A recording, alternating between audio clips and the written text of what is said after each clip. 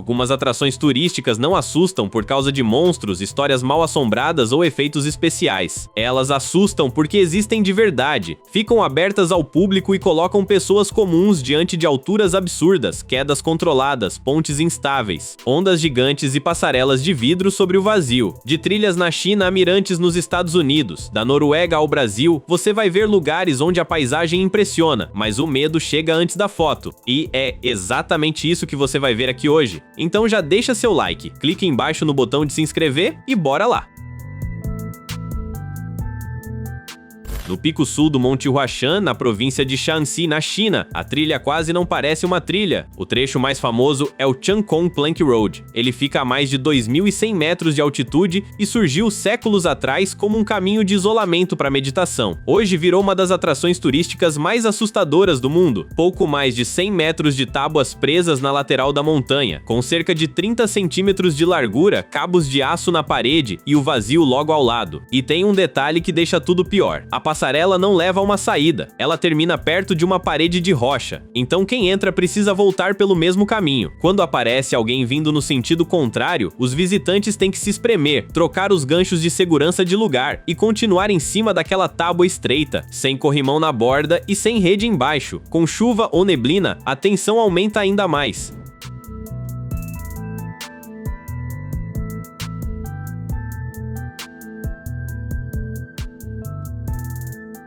Na internet, muita gente repete que Huashan teria dezenas de vítimas por ano. As autoridades chinesas tratam esse número como um mito sem base. Ainda assim, o risco é real. Em julho de 2018, um visitante destravou de propósito os equipamentos de segurança. Ele não resistiu à queda. Depois disso, a atração chegou a ser paralisada e passou a ter controles mais rígidos, com identificação obrigatória antes da entrada. Quem entrava na King Dakar já sabia, aquilo não era uma montanha-russa normal. Ela ficava no Six Flags Great Adventure, em Jackson, nos Estados Unidos, e abriu em 2005 com um título gigante, a mais alta do mundo. A torre tinha 139 metros. Mas o medo começava antes da subida. O carrinho saía quase parado, e em 3,5 segundos chegava a 206 km e era como ser puxado de uma vez para uma parede de trilhos apontada para o céu.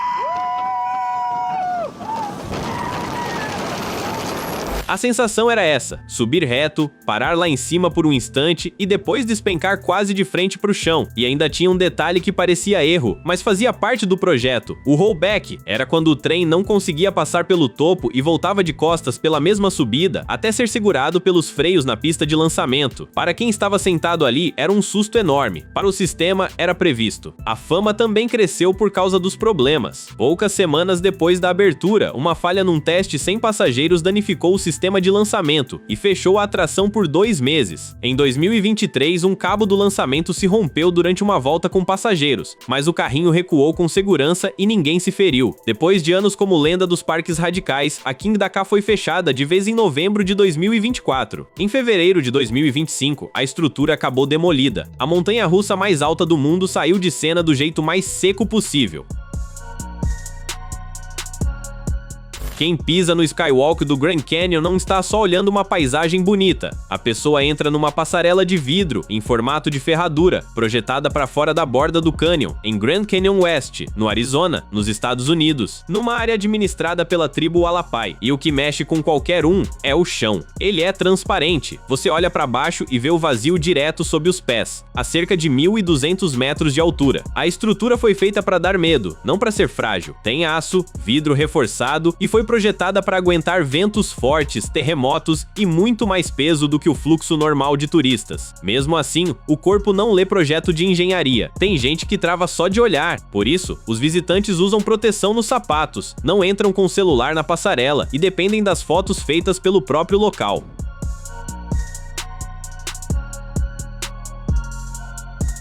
Mas Por trás da atração famosa, também existem casos reais e graves. Em junho de 2023, um homem de 33 anos passou pelas barreiras da passarela e caiu de uma altura aproximada de 4.000 pés. Equipes de resgate foram acionadas, com apoio aéreo, mas ele não resistiu. As autoridades registraram o caso como um ato intencional. Em 2019, outro visitante também passou pela barreira de segurança, caiu no cânion e foi outra fatalidade. A passarela continua recebendo turistas do mundo todo, mas esses casos mostram por que, mesmo com controle, engenharia e estrutura turística, aquela borda do Grand Canyon ainda exige cuidado extremo.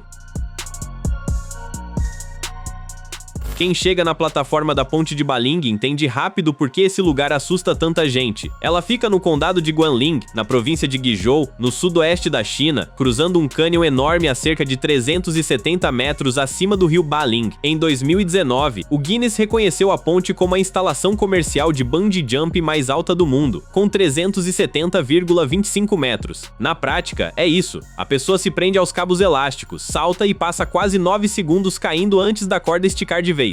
Lá de cima, para quem assiste, parece que o saltador simplesmente some dentro do vale.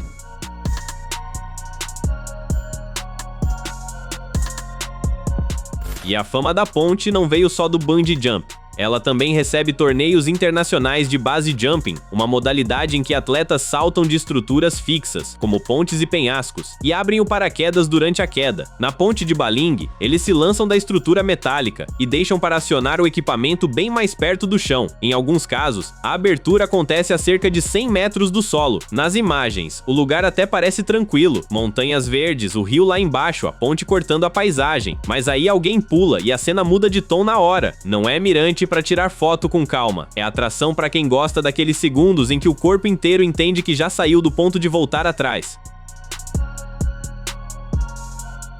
Em Nazaré, em Portugal, a atração não são os brinquedos, trilha radical, nem mirante de vidro, é o mar. Na temporada das ondas gigantes, milhares de pessoas sobem até o Forte de São Miguel Arcanjo, num penhasco de cerca de 110 metros, para ver surfistas encarando ondas que parecem grandes demais para estar ali, tão perto da costa. Isso acontece por causa do Canhão de Nazaré, um desfiladeiro submarino enorme que leva a força do Atlântico direto para a Praia do Norte. A água chega com uma potência fora do normal e cresce de um jeito assustador. Foi ali que o alemão Sebastian Steudner surfou a maior onda já reconhecida oficialmente pelo Guinness, 26,21 metros. Vista de cima, a cena parece menos um recorde esportivo e mais uma pessoa tentando se manter na frente de uma massa de água impossível de controlar.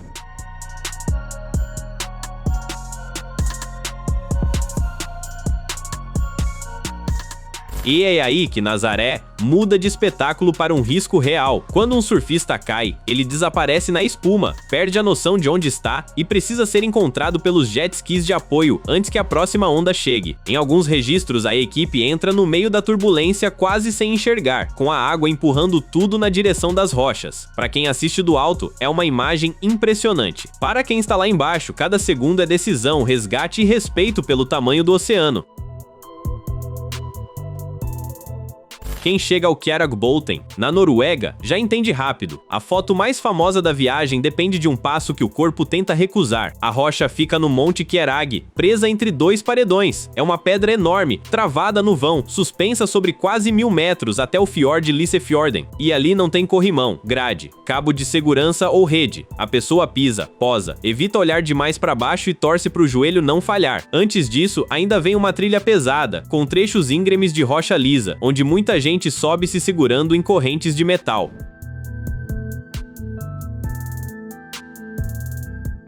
Vista de cima, a cena fica ainda mais difícil de acreditar. A pedra parece pequena demais no meio daquela montanha toda, e quem está em cima vira só um ponto entre rocha, água e vazio. Imagens assim ajudaram a espalhar o lugar pelo mundo nas redes. Apesar da aparência, não há registro histórico de turista que tenha perdido a vida ao cair especificamente do topo da Kjeragbolten. O Monte Kjerag também atrai praticantes de base jump. Saltos feitos de pontos fixos com paraquedas impressionam com imagens feitas por saltadores, mostrando toda a altura e, claro, uma paisagem exuberante.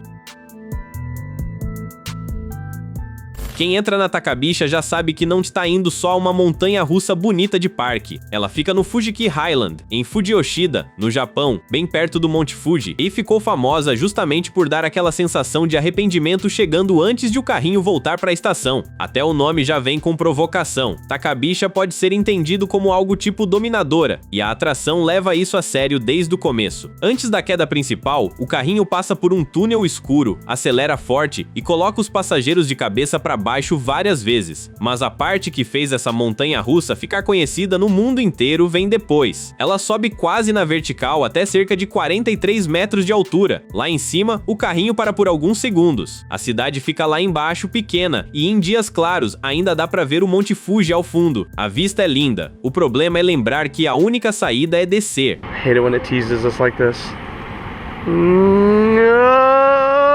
Son of a bitch! No!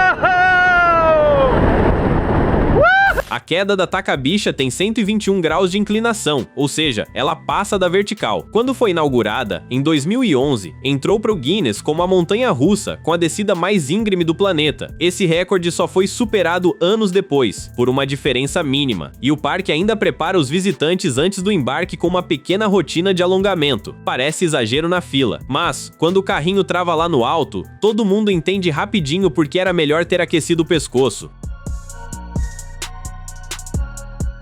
Casey Neistat foi até a Zâmbia para conhecer a Piscina do Diabo, nas Cataratas Vitória. É uma piscina natural no alto do rio Zambezi, só que a borda fica logo antes de uma queda de 108 metros. Na primeira tentativa, ele nem entrou. A água estava alta, a correnteza estava forte demais, e os guias cancelaram tudo. E quando o lugar abre, não significa que ficou tranquilo. Existe uma barreira de pedra debaixo da água que segura parte da corrente antes da queda. Mesmo assim, ninguém entra ali por conta própria. Os visitantes atravessam um trecho do rio com guias, esperam em pedras molhadas e só seguem quando recebem autorização. Em alguns momentos, os guias seguram as pernas da pessoa para ela conseguir olhar para baixo sem escorregar.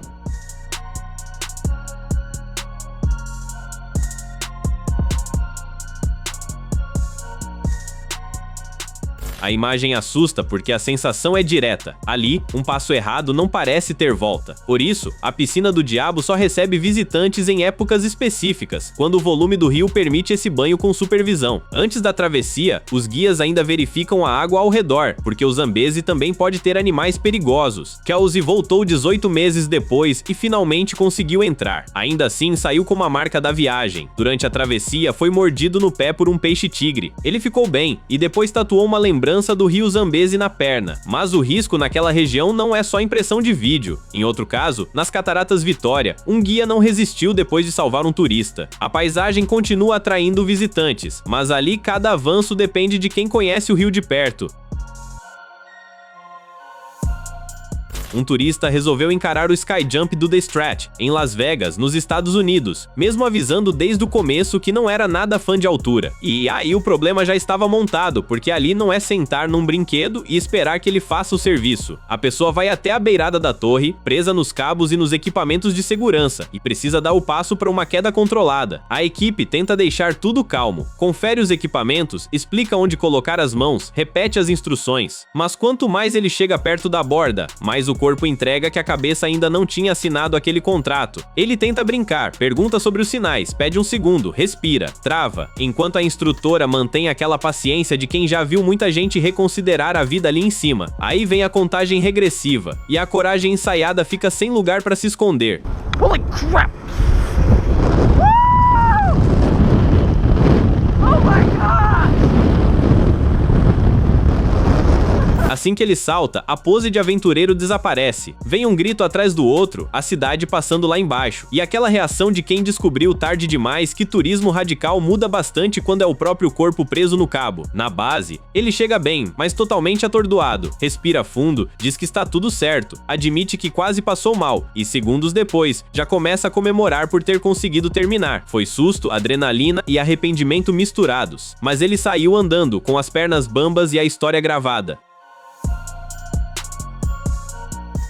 Quem chega ao topo do Kilimanjaro já entende a fama antes mesmo de descer. Ele fica no Aldeia das Águas Park Resort, em Barra do Piraí, no Rio de Janeiro, e tem quase 50 metros de altura, algo perto de um prédio de 16 andares. E o detalhe é esse: a descida vai sem boia, sem bote e sem nada para segurar. A atração é reconhecida pelo Guinness como o maior toboágua desse tipo no mundo. Lá em cima, a Monitor ainda reforça a regra que deixa tudo mais sério: braços e pernas bem cruzados o tempo inteiro. Com a velocidade e o atrito da água, não tem muito espaço para inventar. Aí a pessoa olha para a queda de 60 graus e entende que o arrependimento pode chegar antes da piscina.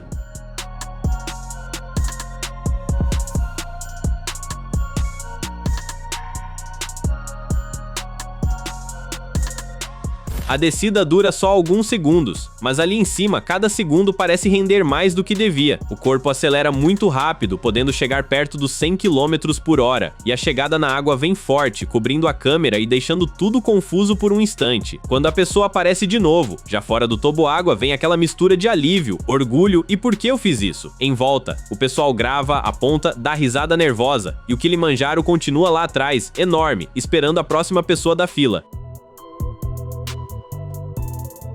O Skydeck de Chicago, nos Estados Unidos, foi feito para mexer com quem jura que lida bem com a altura. Ele fica no topo da Willis Tower e leva os visitantes até umas caixas de vidro que avançam para fora do prédio, a mais de 400 metros do chão. A ideia veio de um problema simples: os turistas colavam a testa nas janelas para tentar olhar para baixo, e o vidro ficava marcado o dia inteiro. Aí nasceu o The Ledge, 4 cabines transparentes, com chão de vidro, onde a pessoa pisa e vê carros, ruas e prédios lá embaixo, como se estivesse suspensa sobre Chicago. A estrutura aguenta toneladas, tem várias camadas de vidro reforçado e foi feita exatamente para isso. Só que uma coisa é ouvir essa explicação, outra é colocar o pé ali.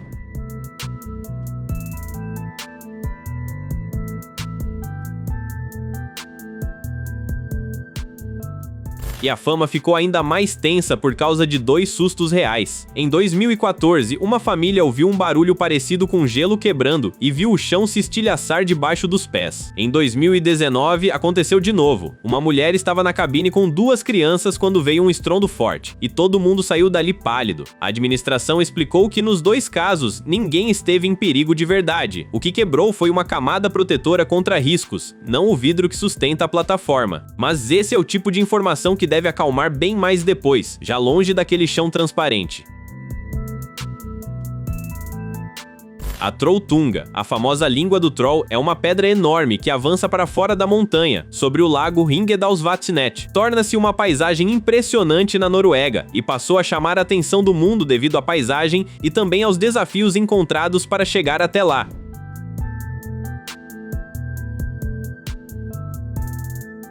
Até 2010, a trilha era bem mais frequentada por moradores da região. Poucos anos depois, já recebia dezenas de milhares de visitantes por ano, muita gente encarando horas de caminhada só para chegar até a ponta da rocha. Mas a beleza ali não diminui o risco. A trilha é pesada, o clima pode mudar rápido, e na pedra cada passo depende do cuidado de quem está lá. Uma turista, por exemplo, perdeu o equilíbrio enquanto posava para uma foto e caiu de uma grande altura do local. Ela não resistiu. Os amigos tentaram chamar ajuda, mas a falta de sinal de celular nas montanhas atrasou o contato com a emergência. Depois do caso, as autoridades locais decidiram não instalar cercas na ponta da Trolltunga para manter o visual natural do penhasco. O que mudou foi a presença de patrulheiros, organizando filas, orientando visitantes e barrando quem tenta seguir sem preparo em condições perigosas. Para os moradores de Hussain, no norte do Paquistão, essa ponte nunca foi só um ponto turístico. Ela surgiu por necessidade, ligava vilarejos e áreas de plantação do outro lado do rio Hunza, evitando quilômetros de trilhas pelas montanhas. Mas, para quem chega de fora, o impacto é imediato. A ponte suspensa de Hussain tem cerca de 194 metros de comprimento e fica aproximadamente 30 metros acima da água. As tábuas são afastadas de propósito para reduzir a pressão do vento no desfiladeiro. Só que, na hora de pisar ali com o rio passando logo embaixo, essa explicação não acalma muita coisa.